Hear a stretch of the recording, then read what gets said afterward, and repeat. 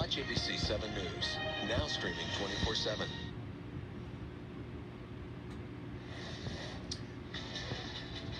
Extra time at the 11th hour, the last-minute extension nearly all Californians have to file their taxes. The website you use to get a job is putting people out of a job tonight. The layoffs at LinkedIn. Plus, Building a better Bay Area. Moving forward, finding solutions. This is ABC 7 News.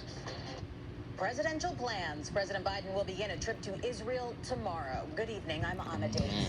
And I'm Dan Ashley. Thanks for joining us. Tomorrow it will be 10 days since Hamas launched an attack on Israel. Israeli authorities say at least 1,400 people have died and 3,400 others have been injured in Israel.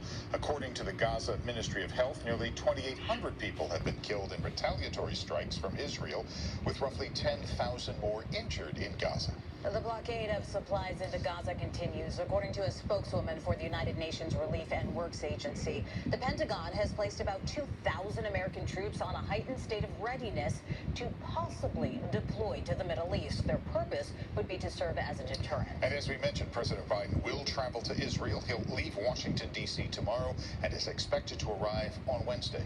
At UC Berkeley today, hundreds of pro-Palestinian students filled Sproul Plaza and blocked access to the Cal campus at Seder Gate. The demonstrators called for a free Palestinian state and for better representation of Palestinian students on campus.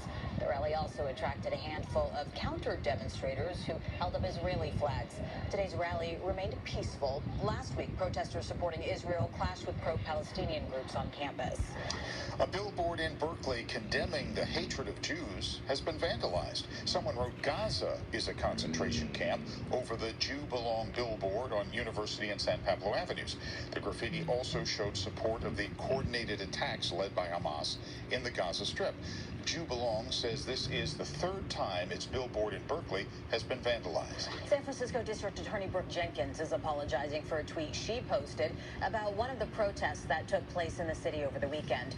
In it, Jenkins described the event as a pro-Hamas rally and blamed protesters for death to Israel graffiti left behind in the downtown area. Jenkins has since deleted the tweet after she says members of the Muslim and Arab communities reached out.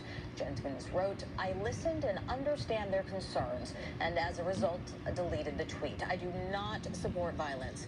The clearly anti-Semitic graffiti has no place in SF, and we must be mindful that a person who chooses to engage in hateful acts is not representative of an entire community or faith." And the world is bracing for an imminent Israeli ground invasion of Gaza as the Jewish state escalates its war against Hamas. Meanwhile, the U.S. and allies are racing to step up diplomatic and humanitarian efforts as hundreds of thousands of civilians try to evacuate. ABC News reporter Melissa Adan has the latest. President Biden